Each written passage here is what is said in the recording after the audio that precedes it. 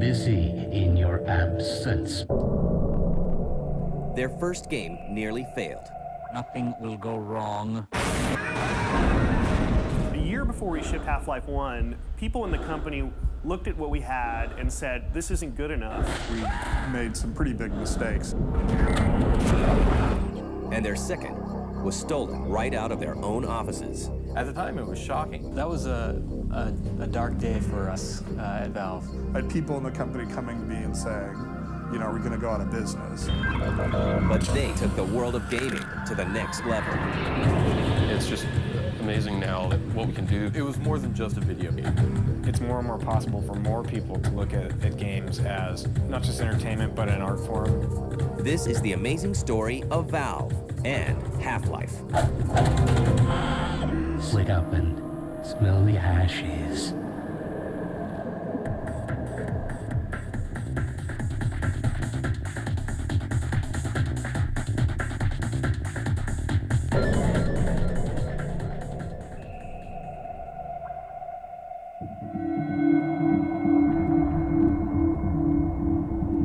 In 1996, a software developer at Microsoft named Gabe Newell is struck with a new idea. I got to know the guys at id, and the more I thought about what they were doing and the successes they were having with their distribution models as well as their technology, the more it seemed to me that that would be a lot more fun than working on operating systems. Gabe isn't the only person at Microsoft thinking about getting into gaming. Mike Harrington and myself met while we were working at Microsoft. We were both working in the operating systems group. We both worked with a guy named Michael Abrash, who's pretty famous as a game writer, and who also went over to id. Mike and I started thinking about possibly starting a game company. In 1996, Gabe Newell and Mike Harrington leave Microsoft to form Valve Software in Kirkland, Washington.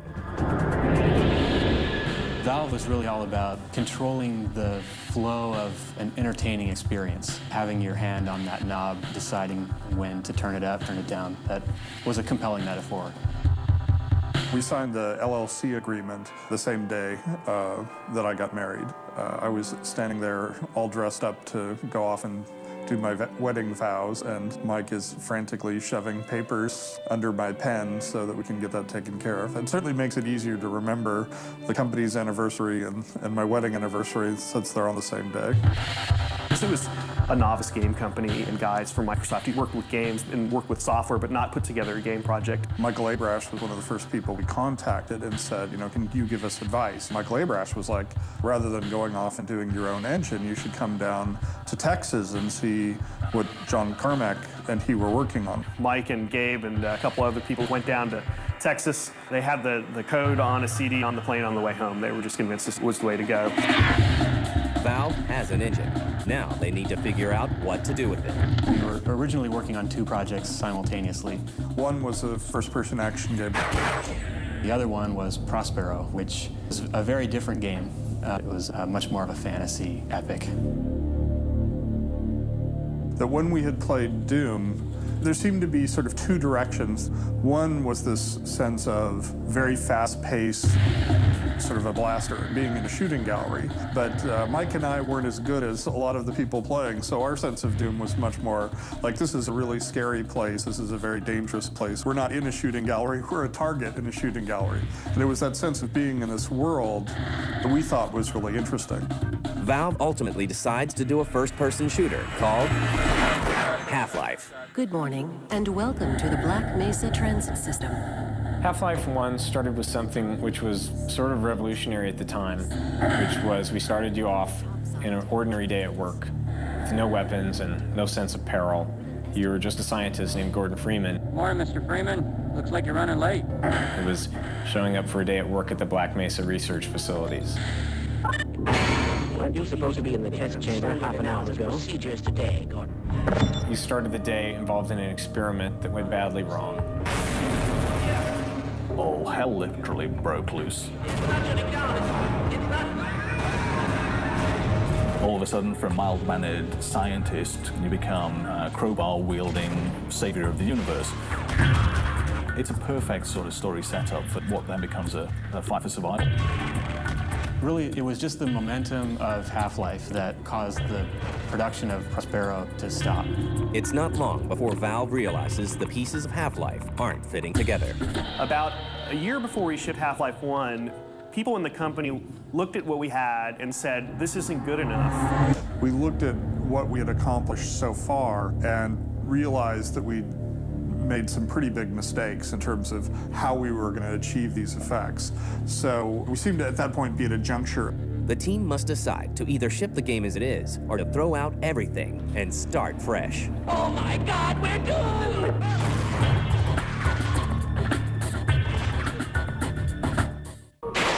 It's about to go critical.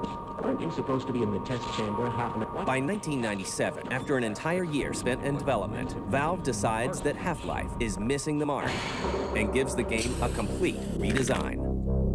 You know, we really believed that the right thing to do was to focus on building something that's really good, in spite of the fact that it was going to cost us a lot of time and cost us a lot of money. And also, it's just very stressful to have been working, you know, at that point for a year and say, okay, well, we haven't really gotten as close as we would have hoped by now to the thing that we were wanting to create. The decision has an unexpected effect on the team.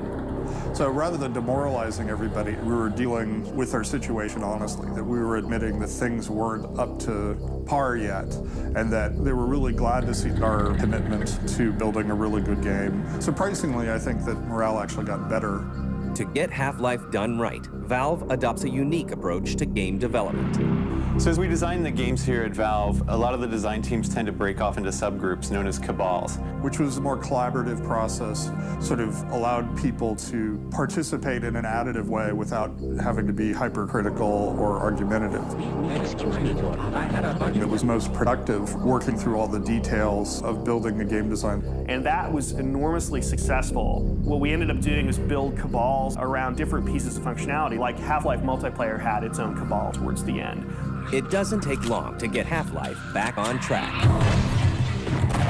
One of the most important things about Half-Life is that we kept a really immersive first-person experience, and we never broke it.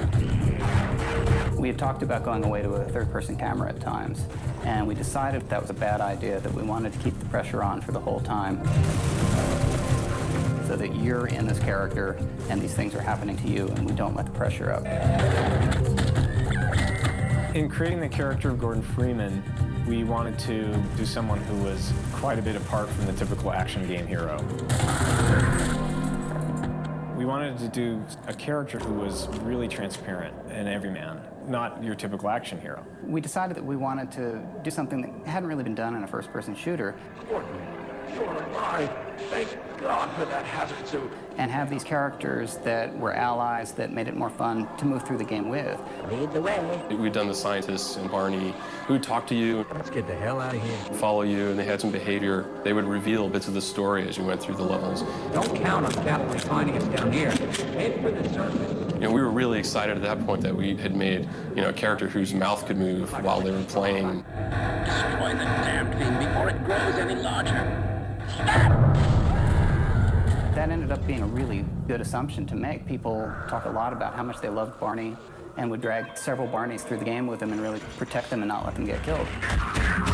The different thing that Valve did with AI was really just the amount of attention we paid to it. Soon, the gaming world starts paying attention to this new first-person shooter.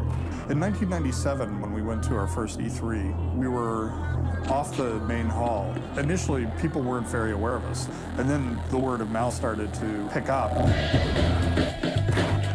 Gotten a lot of support and ended up winning, you know, the best action game of the show. Valve finally releases Half-Life in November 1998, and it takes the industry by storm. It was more than just a video game. It actually was almost like a movie in the way that it played out. Valve was able to do something that had never really been done before with a video game. It mixed science fiction and horror in this really boiled down, intense way. We weren't really expecting anything like the kind of response we got after it was released. Half-Life is named Game of the Year by 50 different publications. It makes $22 million in sales in its first year, and will go on to sell 8 million copies worldwide, bringing in more than $100 million. 2 best-selling expansion packs are also released for the game.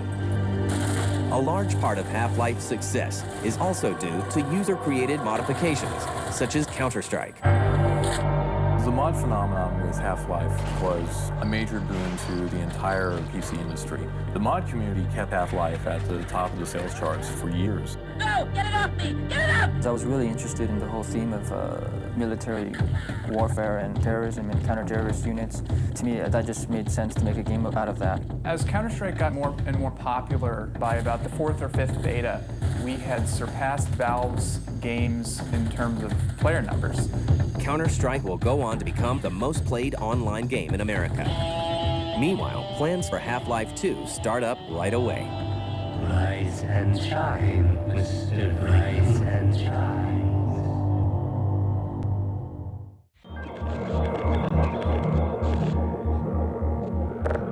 Half-Life is a worldwide phenomenon, but Valve Software isn't done yet. Development on Half-Life 2 starts in 1998. There was a meeting early on with the Half-Life 2 team where I said, you don't have to worry about how long it's going to take. You don't have to worry about how much money you're going to spend. The only thing you have to worry about is making it the best game of all time. Here in the art war room, as we call it, the artists went out on location to find a lot of references for Half-Life 2. Half-Life 2 will take full advantage of all the latest technological innovations. In Half-Life 2, the technologies in the source engine really grew out of our desire to create these things when we were working on Half-Life. And we've really gotten to a point now where we can do pretty much whatever we want to with animation, with modeling, so that the shortcomings that people were working in the game industry before aren't acceptable anymore. So we're having to hire a lot of people from the film industry. It's just amazing now that what we can do. We can have scenes where people animate and respond. Don't drink the water. They put something in it. The player can be any location in the room, and the characters will still play out their scene and animate toward him, gesture at the player, look at the player, follow him. Cover me, Gordon! All the time while revealing bits of the story. This is how it always starts. First the building, then the whole block. We found that we needed to really make much stronger demands on our voice actors and go to some traditional Hollywood actors to get the level of acting that we wanted to have. Are you sure you don't want me to swap out the polarizer? When we started to get these great animators working on the game, we realized how much farther we could bring our acting. The inspiration for our facial animation system was the work of Dr. Paul Ekman. He's a researcher that came up with a catalog of facial movements and the expressions. So we went to his system and came up with a set of 34 different facial muscle groups that we modeled on all of our characters that can then be animated and so that you get very realistic facial expressions and the face is always in motion. The difference between animating for film and for games is mainly in games, you don't have close-ups and such like that. What a director does when they're blocking out a movie, they're like, this actor needs to move here and deliver this line and look at this other actor. Which in film, you know exactly, what angle you're animating for. And in games, you have no idea, especially in Half-Life 2. It's all an interactive experience. We don't go to cutscenes or anything like that. Our camera is constantly moving because it's the player. It's to get the player to have an emotional reaction. These characters are really like acting out a scene. So all our animations, gestures and movements need to be more broad so that it can read from almost any angle.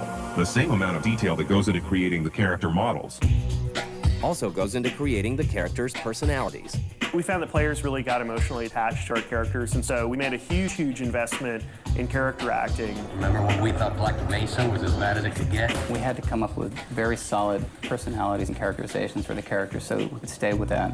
I can't take it anymore. We created character profiles for all of the major characters and went through a deep series of questions like about their heritage, where they're born, what their parents were like, their religion, sexual preferences, etc. We'd go through this litany of questions so that we'd really get a pretty good feel for who the character was. And then we tried to find the face that worked with that, and then it really gave us a great grounding for casting the voice because we really knew who the person was. Pay attention, Mr. Freeman. While Valve works on making Half-Life 2, the public is kept in the dark. So we kept waiting until they finally were able to show something and showed some technology of what they were working on. It's not until E3 2003 that Half-Life is finally revealed to the world. The reaction we got when we first showed Half-Life 2 at E3 was tremendous. Right off the bat, it was like, whoa, wow, look at that. People instantly start planning the upgrade of their PCs. It was just great for the whole team to know how much the audience out there was waiting for this game and how excited they were with just the pieces that we showed. When we initially announced the game, we also were pretty bold about announcing a release date. Gabe Newell walked into the room, sits down and said, Half-Life 2 is coming out on September 30th. Really? Is it?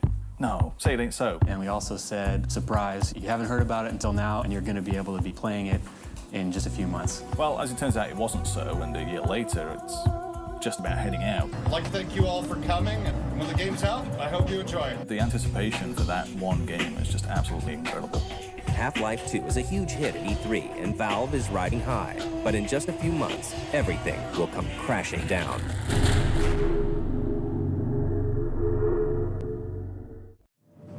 The Source engine gives us the wide variety of visual effects that are possible. After a hugely successful E3 showing in 2003. And of course, what tech demo would be complete without a giant pachinko machine? Valve promises gamers that Half-Life 2 will be ready in September of that year. Thank you very much.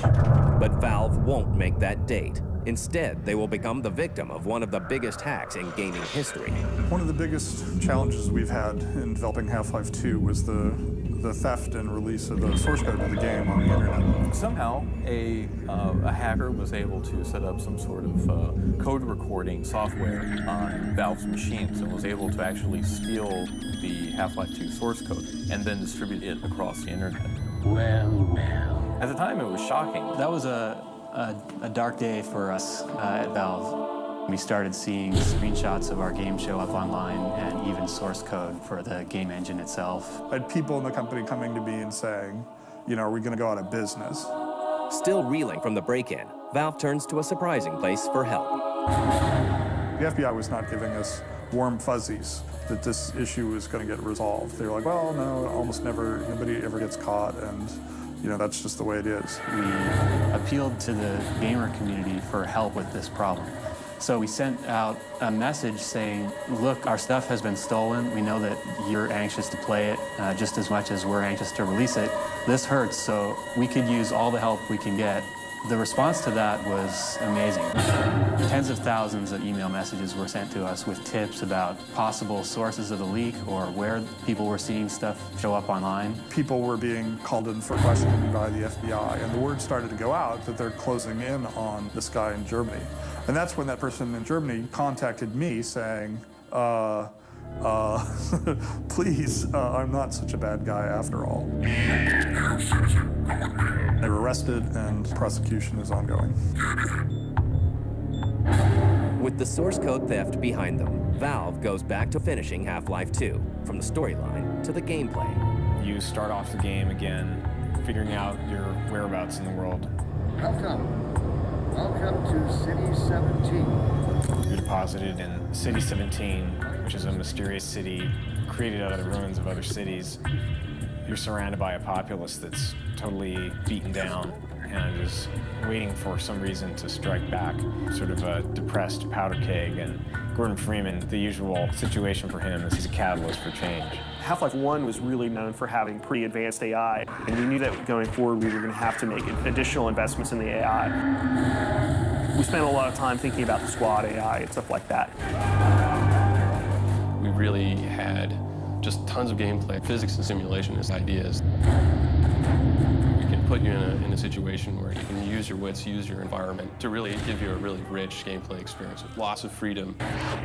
Half-Life 2 will also expand Valve's relationship with the gaming community. Modding's changed a lot, going from sort of the old school days of where people would just sort of, here's an engine, see what you can do with it, to today where we have a thing called a software development kit, which we deliberately build and give the mod makers for them to go and build mods for. Valve also introduces a new content distribution system. Steam is a new type of distribution model that Valve has come up with, where you're able to purchase your games completely online. Steam is letting us have a much more direct relationship with our customers. We can use Steam to communicate about our games, deliver updates immediately to a huge number of people. Half-Life 2 is finally released on November 16, 2004. We were terrified that we weren't going to be able to pull it off. And for the people at Valve Software, the game is worth the wait. 10 years from now, people look back at Valve and see a company that really genuinely cared about the games and the people who play games. They didn't cut corners, and yeah, they may have never shipped on time, but they at least lived up to its responsibilities to moving things forward.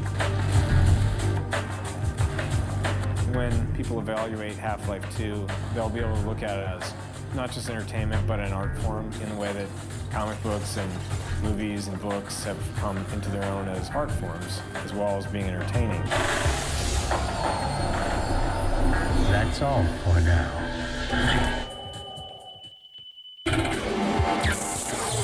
Phone, 1.2 megapixel camera and holds 5,000 MP3s.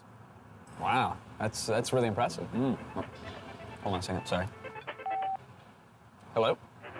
Yeah, hey, I'm in the middle of lunch. Can I call you back? All right, cool, thanks. So that's a lot of MP3s. Yeah. See the best, greatest, biggest, shiniest, coolest, and blinkiest new stuff coming next year when the Screensavers goes live at the Consumer Electronics Show tomorrow at 7 Eastern. Hold on, let me put you on speakerphone.